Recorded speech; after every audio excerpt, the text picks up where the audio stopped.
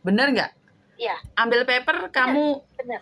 kamu siapa yang nyuruh kamu ambil paper? Yang nyuruh saya ambil paper itu teman. Karena saya mau dipulangkan ke Indo, saya bilang saya nggak mau pulang Indo. Akhirnya kalau kita ditangkap itu di overstay, kita masih dikasih paper, semua dikasih paper. Dikasih paper, tapi kan kamu pasti masih inget kan alasannya dikasih paper apa? Alasan dikasih paper, saya nggak punya keluarga di rumah.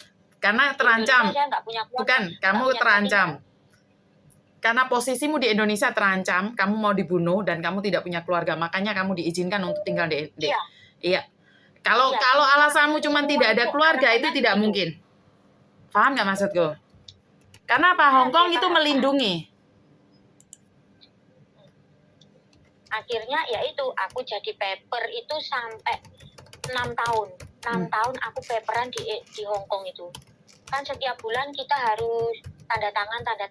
Tanda tangannya di mana? Tanda tanganmu di mana? Tanda tangan itu loh. Di Kowloon Bay itu? Tanda tanganku di Kowloon Bay di lantai 2. Lantai 2, ya nggak mesti, kadang di Tunmu. Tergantung lawyer saya, mintanya di mana.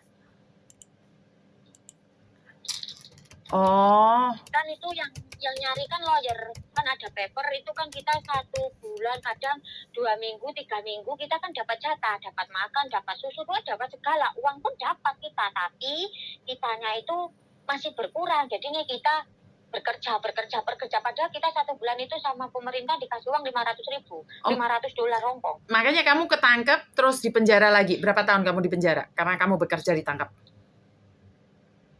Saya ketangkepnya bukan karena bekerja, saya ketangkepnya karena saya menjadi belandar narkoba. Saya ketangkep karena jadi belandar narkoba. Habis itu belandar narkoba, habis itu saya itu ya bisa dibilang, kalau sekarang pun dibilang, teman saya banyak di Sri Kandi, di Yuen Long. Itu posisi saya, markas saya itu di Sri Kandi, Yuen Long, pasar apa itu. Jangan disebutin sayang, jangan disebutin. Jangan disebutin, ntar ada polisi yang gerbek temanmu karena aku nggak tahu. Ya enggak, soalnya temanku sekarang sudah mati semua yang laki-laki di situ. Maksudnya mati di penjara atau mati beneran? Bener mati beneran. Yang 2 mati, yang 1 mati bunuh diri, yang 1 ada yang mati gini, yang 1 sudah pulang, yang 1 udah gila gitu. Pokoknya itu waktu itu tahun 2011 apa berapa gitu loh, Cek. Aku tidak tahu ceritamu kenapa setragis itu, sayang. Maksudku, oke, jadi bandar narkoba. Dapat berapa? Seperti apa? Itu bukan narkoba. Saya itu bukan narkoba. Saya itu ganja. Dari orang hitam bule yang besar-besar itu, saya itu dikasih, kan kalau modelnya kita bekerja itu siapa yang berani, siapa yang tekad, kita dapat uang. Jadi kalau kita berani, kita ya maju. Kalau kita nggak berani, ya udah kita diinjak. Karena di situ ibaratnya ada uang kita dihargai, nggak ada uang ya kamu siapa? Don't care. Kamu saya. Habis itu setelah itu teman saya itu iri lah, mungkin iri. Saya dipanggilkan polisi, saya ditelepon di jalan, ternyata saya dijebak, di situ ada polisi. Oke, nggak masalah.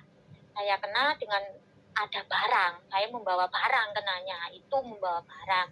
Terus bos saya yang di Amerika, ya disitulah dia bilang, saya mau tebus anak ini dengan jaminan ini 100.000 Hongkong apa gimana gitu loh, saya nggak tahu, dikeluarkan saya. Terus saya bilang sama bos saya nggak mau, saya cukup, saya mau pulang. Terus saya pulang, akhirnya saya diminta bos saya, kamu jangan pulang ke Indonesia. Saya mau diambil dengan uang seberapapun diambil, tapi petugas polisinya, anak ini mau pulang, saya minta bantuan polisi, saya mau pulang, saya tidak mau standby di Hong Kong, saya mau pulang, cukup. Akhirnya dengan lawyer dan pengacara dia bertengkar, akhirnya saya menang. Karena menang saya sudah bikin tanda tangan di surat SPLP, surat perjalanan, Karena saya negara WNI Indonesia, saya harus pulang ke Indonesia. Waktu saya pulang ke Indonesia itu punce, saya itu dikasih diduduk tempat kursi roda, saya dibius. Kenapa? Dibius saya, Kenapa? dipulangkan dibius karena itu orang nggak mau saya pulang. Saya nggak boleh pulang karena dia berani membayar pengacara dan lawyer dengan seberapa uang, saya nggak boleh pulang. Karena bagi dia, saya yang bisa menghasilkan uang buat dia. Saya yang berani. Saya terjun ke dunia itu bukan cuma sabu atau narkoba atau pil, bukan. Itu ganja deh. 1 linting ganja itu saya menghasilkan uang itu sekitar 2.000 yuan Amerika. Kamu Itu nggak habis itu. Sebentar.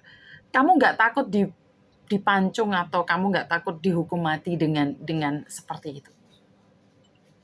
Karena di pikiran saya sudah gagal.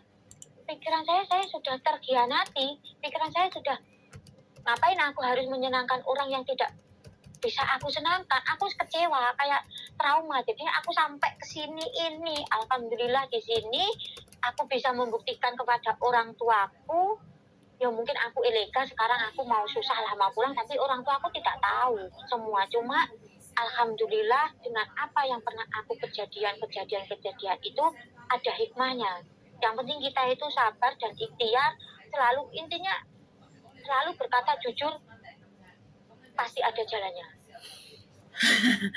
Oke, kamu di Hong Kong overstay dan kamu jadi bandar narkoba, jadi sampai, tapi sorry nanya sedikit privat, karena kalau bandar narkoba itu gandengannya sama pelacuran. Apakah kamu juga iya? Iya. Alhamdulillahnya kalau saya masalah pelacur atau itu, alhamdulillah saya tidak pernah. Oke. Tapi kalau saya lesbi, saya tahu. Oke. Jadi kehidupan malam, kehidupan yang nggak benar kamu pernah jalaninnya di Hong Kong. Jadi sekarang kamu... Saya ya pernah semua kehidupan malam di Hong Kong, kayak cafe Tun Mun di mana, terus one way itu, semua itu karena saya itu sudah pernah. Cuma ingatan saya benci dengan laki-laki. Saya paling benci dengan laki karena trauma saya dibohongi, dihapusi deh. Paling benci dengan Tapi laki-laki. sebenarnya gini sayang. Saya, rekan-rekan saya mau memberi saya dengan harga mahal pun saya tolak karena lambat tahunnya dia menghargai saya. Dia memanggil saya itu bukan Vita, bukan Hey, bukan Lengloy, bukan. Dia memanggil saya tomboy. Karena saya berdana seperti laki-laki, karena saya ingin menghancurkan semua perempuan. Ibarat pikiran saya itu gitu. Saya ingin balas dendam. Seberapa wanita itu disakiti, sakitnya gimana? Tapi kenapa kamu dendamnya? Sebentar. Kenapa kamu dendam sama laki-laki malah kamu pengen menghancurkan perempuan? Kan di situ salah kamu. Menurut aku adalah dendam itu membalas dengan kesuksesan, bukan dendam menghancurkan diri sendiri plus menghancurkan orang lain. Jadi saya kurang tahu dari mana pikiran kamu ingin membalas dendam tapi menghancurkan wanita. Kamu boleh menghancurkan orang lain, tapi bukan berarti wanita, sama-sama wanita. Kamu udah disakiti malah nyakitin orang yang sama kayak kamu. Nah ini yang persepsi yang menurut aku salah gitu loh. Jadi sudah berlalu. Ya mungkin itu salah. Iya. Sudah berlalu karena itu pikiran sudah, rasanya itu 3 tahun deh. 3 tahun di Hong Kong gaji saya masih 5.800 itu. 5.800. Sudah ikhlaskan saja karena 2008 saya berangkat ke Hong Kong, itu potongan gaji 8 bulan. Oke, saya nggak tahu ntar harus ngasih judulnya apa, ribet banget soalnya. Oke, intinya saya akan mencoba mencarikan solusi buat kamu, terus saya coba hubungin kamu. Jadi kalau kamu sudah siap, kamu hubungin aku, Homo? Saya siap itu karena majikan saya bilang, kamu cari solusi, cari gimana boleh, tapi kamu harus tunggu aku cari pembantu baru, kan kayak di sini jobnya saya jaga nenek. Oke. Ya udah, lagi gitu. Jadi intinya tunggu waktu dulu.